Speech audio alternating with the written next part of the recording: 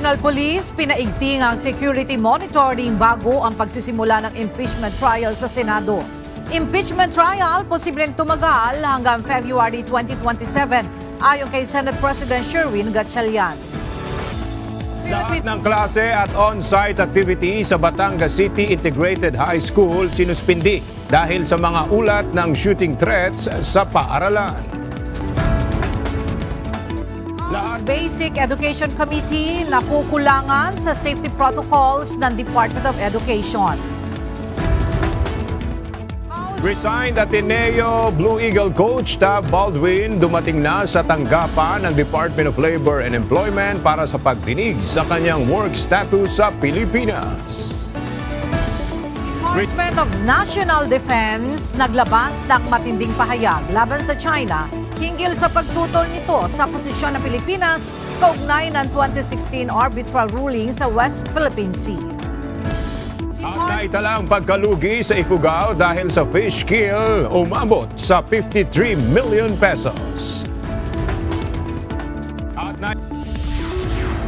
May panawagan ang dating Davao City Court Sheriff na si Abe Andres matapos makumpirmang kabilang siya sa nais ng House Prosecution Team na maisalang bilang testigo sa impeachment trial kay Vice President Sara Duterte. Apela nito, huwag siyang idamay sa anumang usaping pampulitika.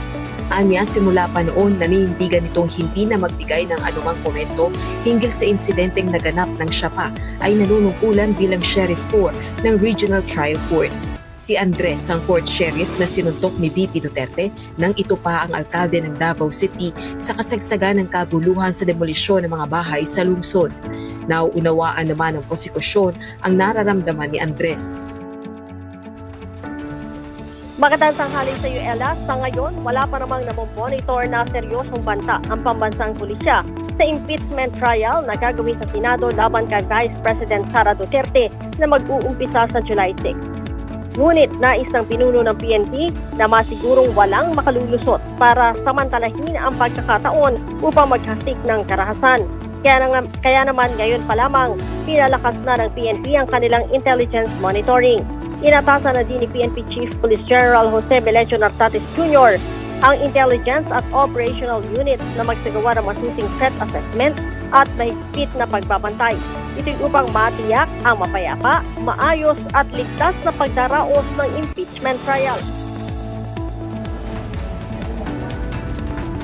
Aga 7 hanggang 8 buwan yung tinitingnang schedule o tinatayang itatagal nitong impeachment trial ni Vice President Sara Duterte. Ayon kay Senate President Sherwin Gatchalian, ito yung kanilang pinaghahandaan kasabay na rin ng kanilang trabaho sa Senado o yung kanilang legislative works. Matapos ang 5 araw na pre-trial conference noong nakaraang linggo, inaasahan na ngayong araw ang paglalabas ng pre-trial order. Ayon kay Senate President Sherwin Gatchalian, aminado sila na mahigpit na ang schedule para sa nasabing paglilitis. Ngunit sisikapin nilang matapos lahat ng preliminaries para sa itatakdang pagsimula ng trial sa July 6. Dagdag ni Senator Gatchalian, magkakaroon sila ng dry runs para sa mga setup na kinakailangan sa nasabing paglilitis gaya ng security upang makita kung ano pa ang kailangan nilang ayusin at paghandaan. Samantala, ayon pa kay SP Gatchalian, tansya nila na posibleng umabot sa 7 hanggang 8 buwan ang impeachment trial. Kaya kung sisimulan ito sa Hulyo ay inaasahang matapos aniya ito sa Pebrero sa susunod na taon. Dahil dito, sasabay talaga ang trial sa legislative works ng Senado. Unang-una na ang budget season sa darating na Agosto. Gayunpaman, tiniyak niya na pinag-aaralan na nila kung paano mapapabilisan ang impeachment trial. Kaya't balak nilang konsultahin ang House Prosecution Panel at Defense Team para rito.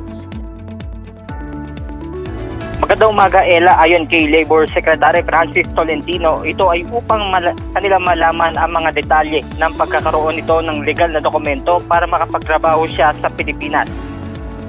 Alas 10 kanina umaga nang dumating sa tanggapan ng Department of Labor and Employment si resigned Ateneo Men's Basketball Team Head Coach Thomas Anthony Tab Baldwin. Sa naturang hearing, kasama nito ang kanyang 2 legal counsel. Sa naturang pagdinig, inalam ng DOLE ang mga kaukulang dokumento o papeles na hawak ni Tab Baldwin para legal itong makapagtrabaho sa Pilipinas. bilang isang American and New Zealand citizen, nararapat nila na mayroon itong Alien Employment Permit o AEP. Bukod dito, binusisi rin ni Secretary Tolentino ang mga umiiral nitong kontrata sa pagitan dito sinabi ni Baldwin noong taong 2025 ay muli siyang lumagda sa panibagong 3 years extension sa kontrata bilang consultant. Ella, sa July 9 naman ay pinatatawag ng DOLE ang employer ni Baldwin na nag-asikaso ng kanyang kontrata. Inuligsa ni dating Congressman Mike Defensor ang reklamong isinampa ng National Bureau of Investigation laban sa kanya sa Pasig City Prosecutor's Office. Ayon kay Defensor, mas mauuna pa siyang makukulong kumpara sa mga sangkot sa korupsyon at magnanakaw sa kaban ng bayan. Dagdag pa ng dating mambabatas, wala pang naipakukulong ang NBI na individual na sangkot sa katiwalian. Ngunit agresibo ang ahensya sa mga nagsasalita ng laban sa pamahalaan.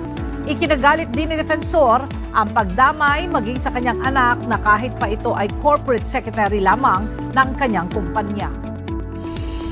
Inaprobahan ng International Criminal Court o ICC ang kahilingan ng prosecution na i-freeze ang perang nakumpiska kay dating Pangulong Rodrigo Duterte nang siya ay arestuhin noong Marso ng nakaraang taon.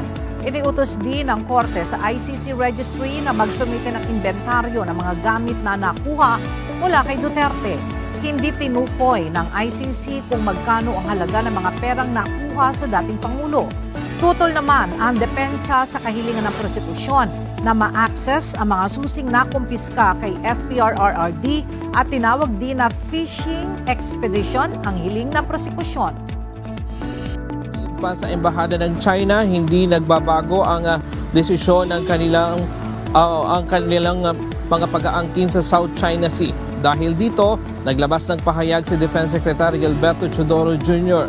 Ayon sa kalihim, ang mensahe ng Chinese Embassy ay nagpapakita umano na hindi tapat at magkaiba ang sinasabi sa ginagawa ng China. Tinuligsan rin ito ang anilay mapandinlang at mayabang na paraan ng pagtugon ng Chinese Embassy sa posisyon ng Pilipinas. Ayon pa kay Chodoro, hindi kapanipaniwala ang mga paliwanag ng China kaya idinadaan umano ito sa matinding pagtutol at pagbatikos.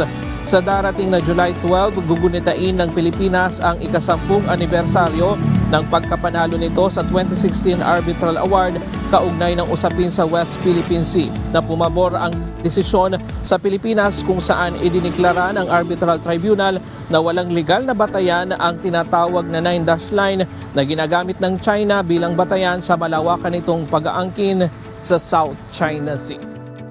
Ito nga ng Bureau of Immigration o BI sa isang operasyon ang 10 dayuhan sa iba't ibang bahagi ng Siargao Island dahil sa paglabag sa immigration laws ng Pilipinas.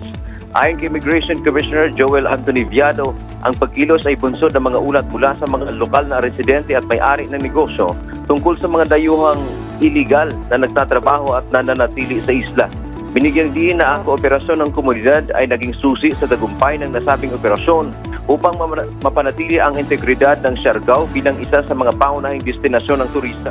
Ito nga No cell phones allowed in schools, be it elementary, high school sa atuang lungsod sa Dumanog. No more cell phones inside the school premises. Mahigpit nang ipagbabawal ang pagdadala ng mga cellular phones ng mga estudyante sa loob ng mga paaralan, pribado man o pampublikong paaralan sa Dumanhog, Cebu. Sa halip, bawat magulang ay kailangang mag-register sa paaralan at ibigay ang kanilang mga impormasyon upang agad na matawagan sa panahon ng emergencies.